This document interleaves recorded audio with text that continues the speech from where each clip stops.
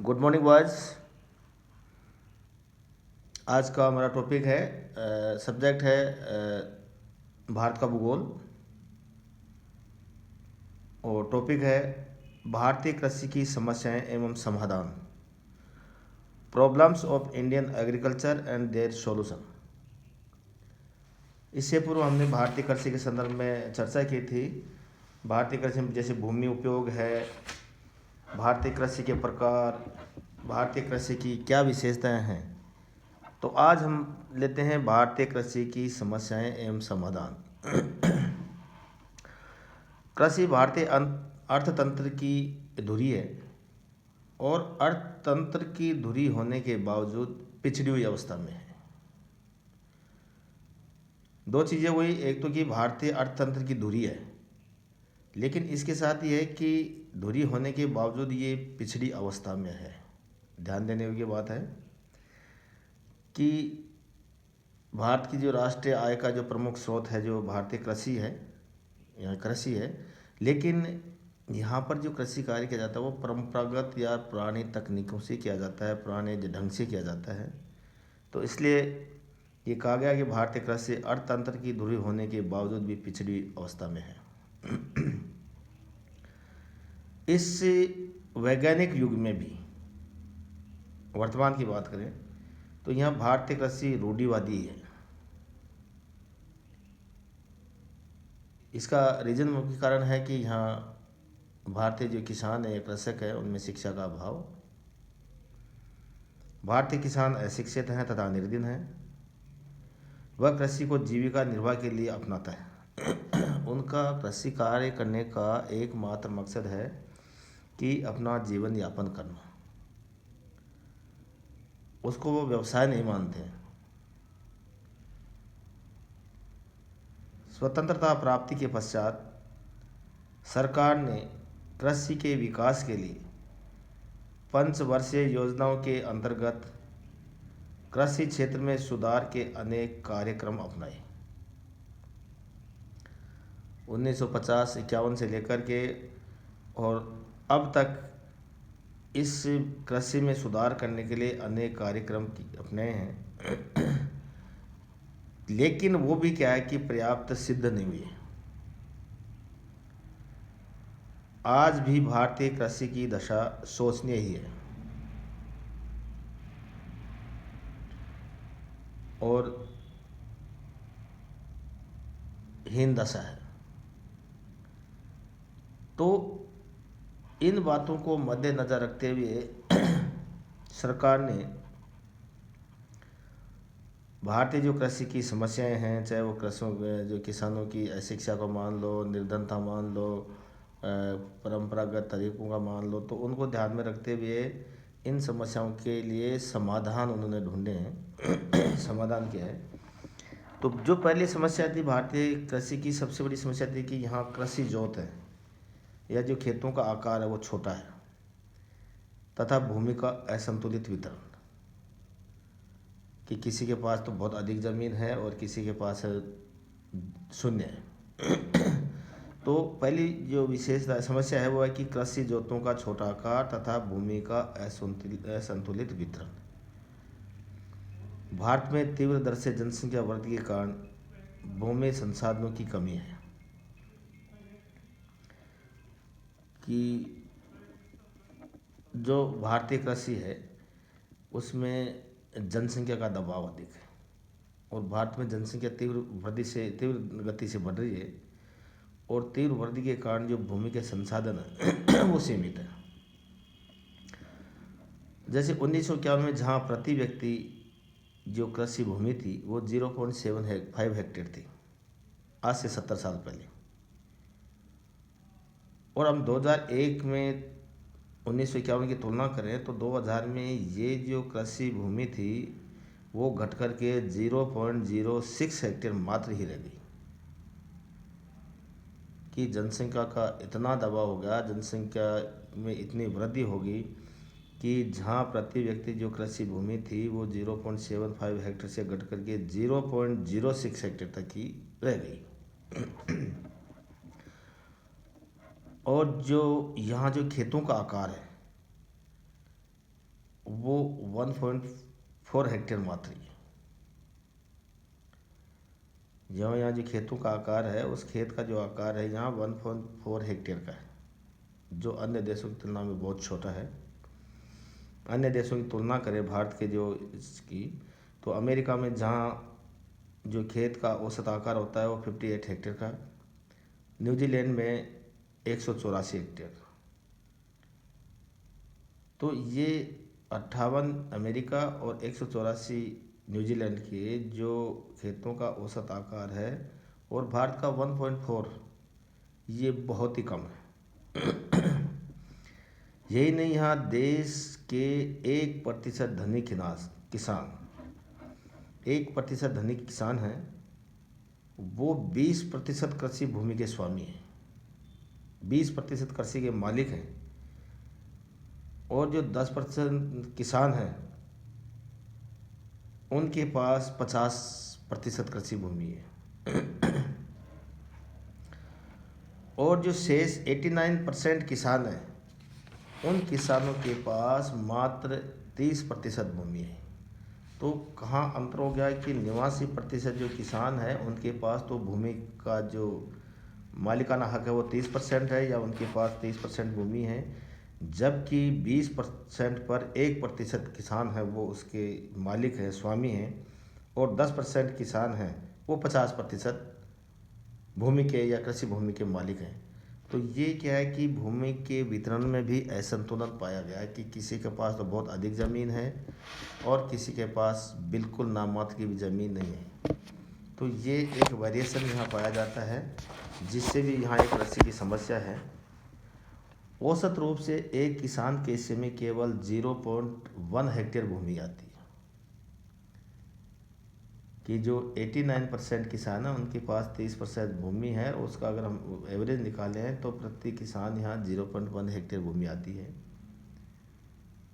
खेतों का आकार छोटा है, जिसमें आधुनिक कृषि यंत्रों और मशीनों का प्रयोग करना असंभव है, कठिन है। तो इस जो ये समस्या है कृषि की, कि खेतों का छोटा आकार और भूमि का असंतुलित वितरण, इसके समाधान के लिए हल करने के लिए एक चकबंदी योजना चालू की गई, लैंड कंसोलिडेशन, और दूसरी है सहकारी कृषि। ये दोनों ही जो हैं बहुत बड़ी उपयोगी साबित हुई है। जैसे पंजाब, हरियाणा और जो पश्चिमी यूपी है, उसमें 4.5 करोड़ हेक्टेयर कृषि भूमि की चकबंदी की जा सकती, कि जैसे एक किसान के खेत 4 जगह पे हैं, कहीं उसका 0.5 हेक्टेयर है, कहीं 0.25 हेक्टेयर का है, कहीं पर 1 हेक्टेयर का है, तो उसका कि चारों दिशाओं में उसके खेत बिखरे हैं। तो उन्होंने इनको एक जगह शामिल करने के लिए कि चकबंदी योजना प्रारंभ की गई। चकबंदी जो स्कीम है वो लागू की, जिसके तहत कि जहाँ उसका एक खेत है वहीं पर क्यों नहीं उसको उन खेतों के बराबर की ज़मीन वहीं पर दे दी जाए, कृषि भूमि उपलब्ध कराई जाए। तो इससे क्या है कि जो पंजाब, हरियाणा और यूपी के 4.5 करोड़ हेक्टेयर भूमि की चकबंदी की छूट दे चुकी है। तो ये एक बड़ी समस्या है, उसके समाधान के ये उपाय हैं। दूसरी जो कृषि की समस्या है वो है उत्तम बीजों की कमी, कि यहाँ जो उत्तम उच्च क्वालिटी के जो बीज हैं उनकी कमी है। अधिकांश किसान क्या है कि जो घटिया किस्म के बीज हैं, जो खाद्यान्न पदार्थों में जो अनाज उपयोग में लेते हैं उन्हीं को बीज के रूप में उपयोग में लेते हैं, तो उनका प्रति जो हेक्टेयर है उत्पादन है वो बहुत कम होता है। तो इस उत्तम बीजों की कमी है, उत्तम किस्म के बीजों की कमी है। कारण क्या है कि यहाँ के किसान निर्धन हैं। वो निर्धनता के कारण उत्तम बीज नहीं खरीद पाते तथा घटिया और सस्ते बीजों के प्रयोग से ही उत्पादन करते हैं, जो वो बहुत कम होता है। इसके समाधान के लिए क्या है कि खाद्य एवं कृषि संगठन, food and agriculture organisation FAO, इसके द्वारा खाद्य एवं कृषि संगठन के द्वारा उत्तम बीज के उत्पादन एवं वितरण के लिए राष्ट्रव्यापी आंदोलन चलाया गया, कि किसानों को उच्च क्वालिटी के बीज वितरित किए जाएं इसी उद्देश्य से 1963 में राष्ट्रीय बीज निगम की स्थापना की गई, नेशनल सीड कॉरपोरेशन। ये 1963 में इस निगम की स्थापना की गई। इसके फर्मों द्वारा बीजों की नई और उन्नत किस्मों की खोज करके उनका उत्पादन किया गया और किसानों को वितरित किए गए। बीजों के वितरण की भी व्यवस्था की गई। 1975-76 में राष्ट्रीय बीज कार्यक्रम के शुभारंभ के साथ ही बीजों के उत्पादन एवं वितरण को विकेंद्रीकरण कर दिया गया कि एक सेंटर बना दिया गया कि वहीं से क्या है कि उत्तम किस्म के जो बीज और जो खाद है उसका वहाँ से वितरण किया जाएगा। उत्तम एवं प्रमाणीकृत बीजों के वितरण में छठी और सातवीं योजना के दौरान कई गुना वृद्धि हुई और 2008 और 2009 में 190 लाख क्विंटल बीजों के वितरण का लक्ष्य निर्धारित कर दिया गया था तथा 70 मिलियन हेक्टेयर भूमि पर उन्नत बीजों का प्रयोग किया गया, जिससे उत्पादन में काफ़ी परिवर्तन आया, उत्पादन बहुत अधिक हुआ। तो जो जहाँ किसान पहले घटिया और सस्ते बीजों का प्रयोग करता था, उत्पादन कम होता था, तो उसके बाद में इसी समाधान के लिए खाद्य और कृषि संगठन, राष्ट्रीय बीज निगम, राष्ट्रीय बीज कार्यक्रम के तहत है जो किसानों को उन्नत किस्म के बीज हैं वो वितरित किए गए और उनसे उत्पादन में भी काफ़ी फ़र्क आया है, उत्पादन भी अधिक बढ़ा है। बीजों का उत्पादन एवं वितरण एक जटिल प्रक्रिया तो है, लेकिन कृषक, उत्पादक, सहकारी एजेंसियां, शोध संस्थान आदि सम्मिलित हैं इसमें के साथ साथ कृषक भी इसमें शामिल है, उत्पादक जो सरकारी एजेंसियां वो भी हैं, शोध संस्थान जो इसका जो रिसर्च करते हैं बीजों के बारे में, ये सारे एक दूसरे से जुड़े हुए हैं। और निजी क्षेत्र जहाँ सब्जियां और फलदार फसलों के बीज उत्पादन एवं विपणन में अधिक रुचि लेता है, जबकि सार्वजनिक क्षेत्र खाद्यान्न, दालों और तिलहन। सार्वजनिक जो क्षेत्र है उसमें खाद्यान्न, दालों और तिलहनों पर जोर दिया गया है, जबकि जो निजी क्षेत्र है वो केवल सब्जी और फलदार फसलों के लिए बीज का उत्पादन और विपणन करता है। तो ये दूसरी समस्या और उसका समाधान हो गया। भारतीय कृषि की जो थर्ड समस्या है वो है खाद एवं उर्वरकों का प्रयोग।